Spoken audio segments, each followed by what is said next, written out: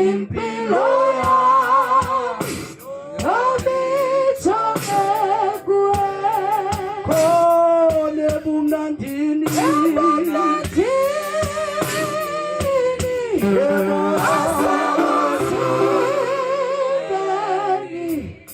impilo yobijonge kuwe ebumnandini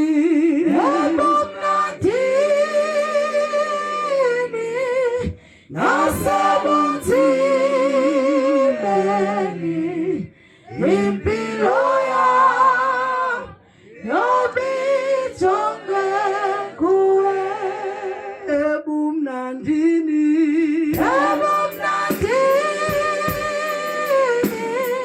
nasebunzimeni impilo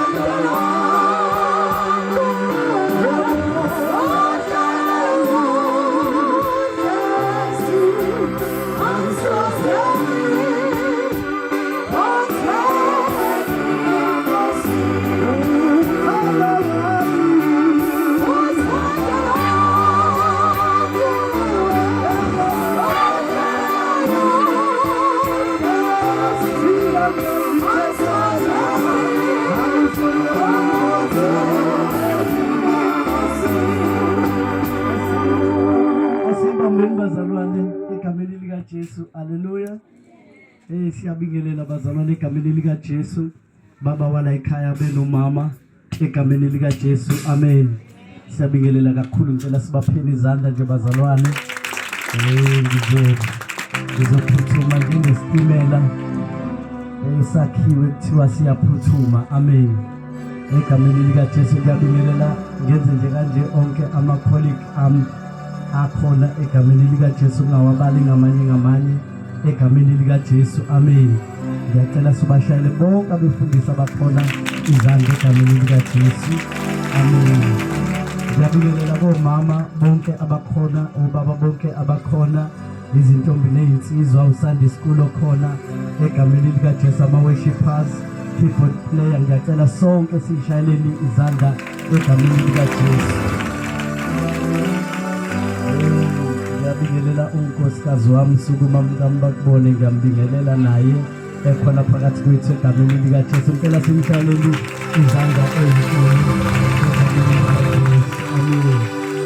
amen bazalwane ngiyafisa ukuphuthuma njengoba ngishilo udlalele nje lama strings asoft my brother angikho kahle egameni lika Jesu ngicela sibheke incwadi kaMark chapter 15 sizobheka nje iverse elilodwa verse number 34 ngizama nje ukunciphisa isikhathi sami egameni lika Jesu amen uma ekhona ofunda kahle egameni lika Jesu sibambele Mark chapter 15 verse number 34 egameni lika Jesu Yehora lesishiyagalolunye uJesu wamemeza ngezwi elikhulu wathi Eloi Eloi lama sabachthani okungukuthi ukunyushwa Nkulunkulu wami ungishiyelani na Siyabonga Nkosi ngezwi lakho egameni lika Jesu siyabonga kakhulu lona lodwa eliphilayo lingamandla lisinika amandla okuma ngezikhathi zonke siyabonga kakhulu khuluma ngezwi lakho noma yini ufisa ukuyikhuluma phakathi kwethu ayikho into esingayenza ngaphandle kwezwi lakho ayikho into esingayenza ngaphandle kwakhe egameni nasegazini lika Jesu waseNazaretha amen ngiyacela bazalwane nje ngiphe nje amaminishana ambalwa bese ngiyasuka phambi kwenu kukhona into umfundisi usengane engitholayo mangifunda levesi ngibheka esingisini lithi uJesu wakhala ngezwi elikhulu mawama ayikho into engithi mangifunda levesi ngiyithole ithinta umoya wami njengokuthi wakhala uJesu ekhala ngezwi elikhulu. Mhlambe wayengakhala ngendlela ejwayelekile noma wayengakhala ngendlela eyaziwayo, kodwa lithi ivesi namhlanje uJesu wakhala, ukhala ngezwi elikhulu. Kukhona into engididisa umdlalo sokuthi yini eyenza uJesu akhala, ngoba bezingaba khona izinto mhlawumbe kade ingamkhalisa, mhlawumbe kade zingamenza futhi amemeze, kodwa ngizibuza ukuthi uJesu yini emenza ngehora lesi-9 akhale, ngoba kukhona into engekho phakathi kwakhe, kukhona into elahlekile phakathi kwakhe, ngoba make kwalahleka into eyi-treasure umuntu uyatholakala njalo ekhala ngezwi elikhulu, ngoba ulahlekelwe yinto ayithandayo noma yinto ayidingayo. Hayi ngizokizwa manje ngizothatha ngamaminithi ambalwa kakhulu, kodwa ngizobe seningizwile. Lithi izinkosi uJesu wakhala ngezwi elikhulu. Bazalwane bami, iyangixaka lento yokuthi uJesu wonke uyakhala. Hayi bazalwane, mhlawumbe bekungakhala omunye umuntu ekubhalwe ngaye ezwini likaNkulunkulu, mhlawumbe bekungakhala uJohn, mhlawumbe bekungakhala uMarku, mhlawumbe bekungakhala uMateyu, kodwa namhlanje sizwa ukukhala okuhlukile, sizwa kuthiwa uJesu yena yedwa lesimthembile ukuthi uyakhala. Naku umdala osemangala ukuthi uJesu uyakhala.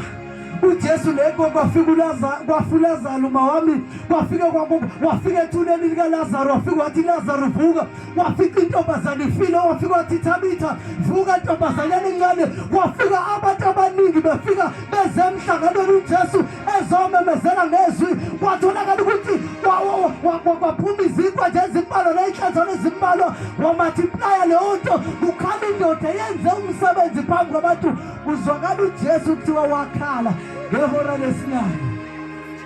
Ake ngiveze nansi-ke into ngoba ngizohlala phansi manje.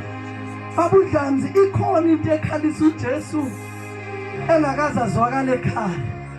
Uma kuke kwasuka ipresence kaBaba phakathi kwethu, singabazalwane siyadinga ukuba sikhala, ngoba ibandla linganayo ipresence kaNkulunkulu. Bazalwane bami, ibandla lifile umzalwane ngaphandle kwepresence kaNkulunkulu, ongumzalwane ofile iworshipha ngaphandle kukapresence kaBaba, iworship elingekho shada hatuka pasai.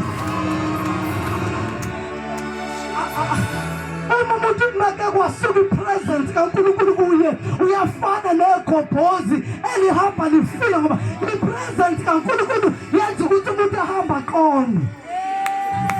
Kuzwakala uJesu esesiphambanweni ekhala, akakhalela amakinati, akakhalela imali, kodwa ukhalela into ebalulekile emntwini, ukhalela ipresence kaNkulunkulu, ngoba iyakhalela ipresence kaNkulunkulu wabazalwane bekuyasuka phakathi kwethu. Ngisho lento ababona, angilinganise ngami ngoba lapho omunye umuntu uzo-offendeka. Umfundisi make kwasuka ipresence kaNkulunkulu, hey bazalwane bami, anganamazwi amnandi awakhuluma siwezwe, kodwa uthola ukuthi lowo mazwi wasisiza, ngoba ipresence kaNkulunkulu ayikho kubi nje. Iworship lingadumisa kakhulu, lizwakala ukuthi lidumisile, kodwa singabuzi uNkulunkulu, ngoba ipresence kaNkulunkulu seyisukile kuye. Ibandla make kwasuka ipresence kaNkulunkulu, ngoba ngibona angiyenze kanje umzekelo ozozwakala. Ibandla mawamake kwasuka ipresence kaNkulunkulu, uyaqala ukuzwa ibandla selidayisa ngamathawula, uqala uzwa ibandla selidayisa ngamanzi, uqala uzwa ibandla selidayisa ngamakhandlela, uqala uzwa ibandla selinezinto elidayisa phakathi. It's because the presence kaNkulunkulu iphelile phakathi kwalelo bandla. Sebefuna izinto nje zokubambelela nezinto zokuthemba, kodwa make kwabuya ipresence kaNkulunkulu, make kwabuya ipresence kaNkulunkulu. Angivale ngalokho, webazalwane, iyakhalelwa ipresence. Ungamane ngabi nawo umsebenzi, kodwa iyakhalelwa ipresence kaNkulunkulu. Ungamane kube khona izinto eyiyekayo ngoba ufuna ipresence kaNkulunkulu, ungamane lo mjolo uyeka ngoba ipresence kaNkulunkulu iyadingeka. Ngamane lo bali uyidedele uma kukuthi ayinayo ipresence kaNkulunkulu. Hallelujah. Khona izinto ekumele uyiyeke ngoba udinga ipresence kaNkulunkulu. Khona izinto ekumele uhlukane nazo. Ngoba ngamanye uhlukane nabangani. Uma ngabe kuukuthi balahla ipresence kaNkulunkulu. Ngamanye uhlukane nezinto eziningi uma ngabe zilahla ipresence kaNkulunkulu. Kuzwakala indoda esithembile. Ikhala. Ayikhaleli noma yini kodwa ikhalela ipresence. Lithi wakhala wathi Eloi Eloi lama sabakatha. Baba wami. Ungishiyelani na? Ukhona abantu abangenandaba nepresence kaNkulunkulu angama phambi kwethu ipresence kaNkulunkulu ingekho. Abanye azakwazi nokudumisa phambi kwethu ipresence kaNkulunkulu ingekho. Omunye azasho yonke into phambi kwabazalwane ipresence kaNkulunkulu ingekho. Senhlala phansi. Ubazalwane ayikho into ebaluleke njengepresence kaNkulunkulu. Ayikho into ebaluleke njengepresence kaNkulunkulu. Ngoba uNkulunkulu bonke yibo kusihlanganisela. Oh, uma kungasuka uNkulunkulu babudlanzi njengoba sihlangene kanje siyafana nekhansela libize umphakathi kuba lizolalela indaba. Bahlale phansi balalela indaba.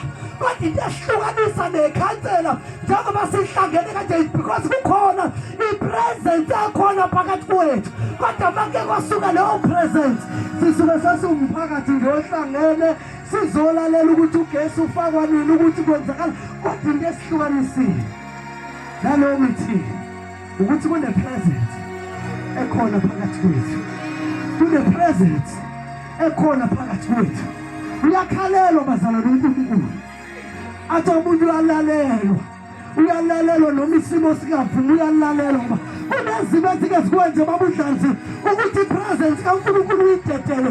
Kunezimo ezike zikwenze ukuthi uNkulunkulu bakhe buphele phakathi kwakho. Kodwa khala mawumuzwa ukuthi uyasuka eduze kwakho ngoba uyadingeka uNkulunkulu ngaso sonke isikhathi. Akumele kube khona isikhathi la kuthiwa khona uNkulunkulu akekho phakathi kwethu. La kuthiwa khona uNkulunkulu uthathe i-off. La kuthiwa khona uNkulunkulu uthathe i-day off. Akufanele kube njalo bazalwane. Kufanele njalo sibe nepresence kaNkulunkulu phakathi kwethu. Abanye lamangalahleki imali. Lahlekelwe yimiliyoni ngakhala afisa ukuyibulala. Kodwa ipresence kaNkulunkulu ngeke ayikhalela azafisa ukuyibulala. Ipresence kaNkulunkulu it's more than a million. It's more than a billion. Njengoba siphila ngoba ukhona bukaNkulunkulu. Asiziphileli thina. Siphilela uNkulunkulu, siphilisa uNkulunkulu. Ngiyacela umsiyenze ngaphambili. Siyabonga Nkosi egameni likaJesu waseNazaretha. Wena wethu ukhulumile kahle phakathi kwethu. Qhubeka nabantwana bakho isazokhuluma phakathi kwethu. Khuluma konke okufisayo, wenze konke okufisayo phakathi kwethu egameni laseGazini likaJesu.